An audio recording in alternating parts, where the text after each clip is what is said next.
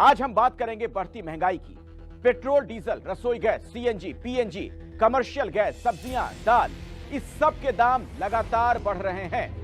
क्या आप लोगों ने कभी सोचा है, इन्फ्लेशन की वजह से जब हर चीज के प्राइसेस बढ़ रहे हैं, फिर भी लेस का पैकेट जो 10 साल पहले 10 रुपए का आता था, वो आज भी 10 रुपए का ही कैसे है? हेलो एवरीवन, मैं शुभम अग्रवाल और इस वीडियो में हम समझेंगे कि कैसे बहुत सारी कंपनीज अपने कस्टमर्स को बेवकूफ बना रही हैं और कैसे ये बढ़ती महंगाई में भी अपने प्रोडक्ट के प्राइसेस को सेम रख पाती हैं। इसको समझने के लिए हमें समझना होगा श्रिंकफ्लेशन। श्रिंकफ्लेशन का मतलब होता है कि कंपनीज अपने प्राइसेस को इंक्रीज करने की जगह अपने प्रोडक्ट को श्रिंक यानी कि छोटा कर देती है। इससे आपको सेम प्राइस में कम क्वांटिटी मिलती है। इस तरह कंपनी डायरेक्टली अपने प्राइसेस को इंक्रीज करने की जगह इनडायरेक्टली अपने प्राइसेस को इंक्रीज कर देती है। इसको एक एग्जांपल से समझते हैं। मान लेते हैं एक चिप्स का 100 ग्राम का पैकेट 20 रुपए का आता है। अब कंपनी उसमें से 20 ग्राम कम करके उसको 80 ग्राम का कर देती है और प्राइस अभी भी 20 रुपए ही रखती है। यानी कंपनी ने 20% क्वांटिटी कम कर दी।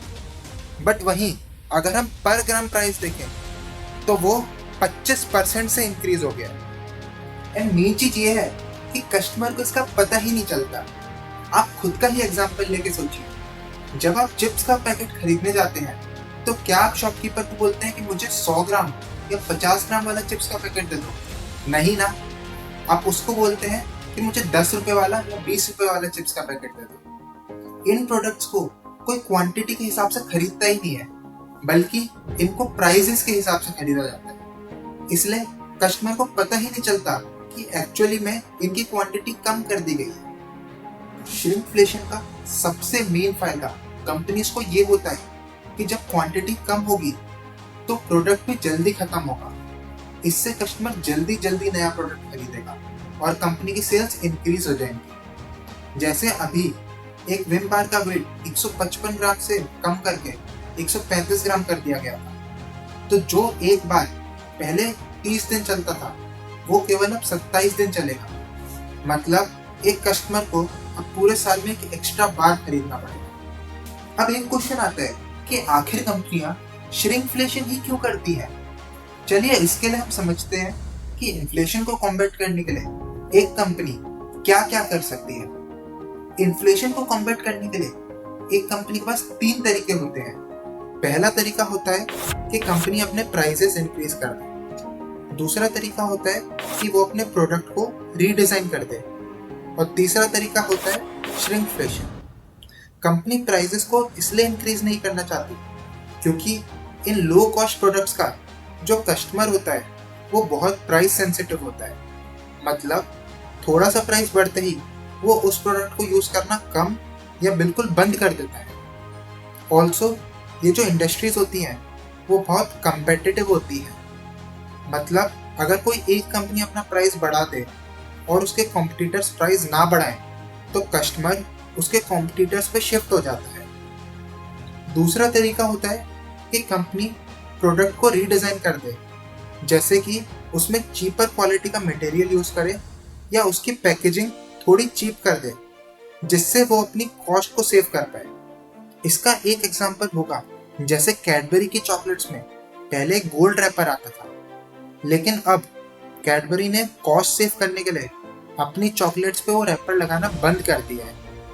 कंपनीज जनरली ये वाला मेथड इसलिए फॉलो नहीं करती क्योंकि बेकार क्वालिटी प्रोडक्ट बनाने से कंपनी की गुडविल मार्केट में खराब हो जाती है। और इन्हीं रीजंस की वजह से कंपनी थर्ड मेथड यानी कि श्रिंकफ्लेशन का यूज करती है। और कुछ कंपनी तो श्रिंकफ्लेशन को इतना क्रिएटिवली यूज करती है कि कस्टमर को पता ही नहीं चलता कि असली में श्रिंकफ्लेशन हुआ है।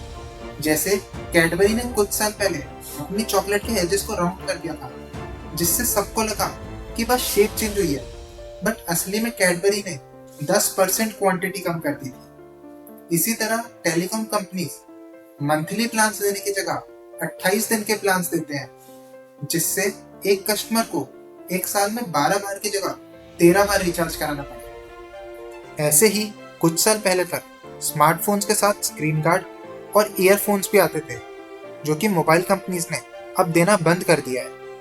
एप्पल ने तो यहाँ तक आईफोन के साथ चार्जर देना भी बंद कर दिया है। और कुछ कंपनियां तो अपनी सेल्स इंक्रीज करने के लिए इससे भी ज्यादा अनएथिकल मेथड्स का यूज करती है। जैसे, क्या आपने कभी सोचा है कि जो टूथपेस्ट होता है वो हमेशा ट्यूब पैकेजिंग में ही क्यों आता है? इसके दो मेन रीजन होते हैं। इसका पहला रीजन है कि ट्यूब पैकेजिंग की वजह से पूरा टूथपेस्ट ट्यूब से निकलेगा ही नहीं, तो लास्ट में जो थोड़ा टूथपेस्ट ट्यूब में रह जाएगा वो वेस्ट हो जाएगा। और आप लोगों ने कहावत तो सुनी होगी कि कमान से निकला हुआ तेल और मुंह से निकली हुई बात कभी वापस नहीं आती। इसी तरह ट्यूब से निकला हुआ टूथपेस्ट भी कभी वापस अंदर नहीं जाता। और यही है सेकेंड रीजन ट्यूब पैकेजिंग का। अगर आपने गलती से ज्यादा टूथपेस्ट निकाल लिया तो अब आपको उसको फेंकना ही पड़ेगा, क्योंकि आप उसको वापस नहीं डाल सकते। और इसकी वजह से टूथपेस्ट की वेस्टेज इंक्रीज हो जाएगी। और जैसे जैसे वेस्टेज इंक्रीज होंगी आपका टूथपेस्ट उतना ही जल्दी खत्म होगा। और अगर आपका टूथपेस्ट जल्दी खत्म होगा तो आप जल्दी से नया टूथपेस्ट खरीदोगे, जिससे इन टूथपेस्ट की कंपनियों की सेल्स इंक्रीज होगी। और टूथपेस्ट कंपनीज तो यहाँ तक चली गई कि उन्होंने ट्यूब्स के आगे का जो होल है उसका साइज बढ़ा दिया, जिससे हर बार यूज करते हुए ज्यादा टूथपेस्ट निकले और टूथपेस्ट का पैकेट जल्दी खत्म हो। श्रिंकफ्लेशन टॉपिक पे नॉर्मली दो ओपिनियन सामने आती है।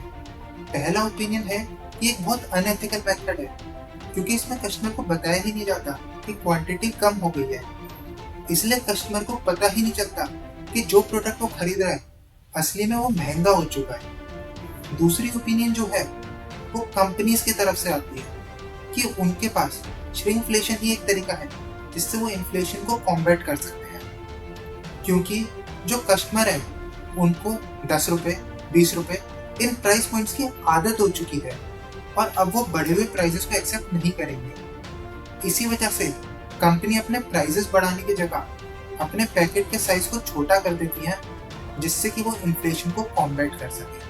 तो आप लोगों को क्या लगता है, क्या श्रिंकफ्लेशन अनएथिकल है या कंपनियों के लिए एक मजबूरी? Let me know in the comment section. अगर इस वीडियो से कुछ नया सीखा हो तो इसको अपने दोस्तों के साथ शेयर करना और ऐसे बहुत सारे कंटेंट के लिए इस चैनल को सब्सक्राइब कर दो। अगर आपको इंडिया में आने वाले 5G कनेक्शन और जियो की 5G स्ट्रेटेजीज के बारे में समझना है तो ये राइट वाली वीडियो देखो।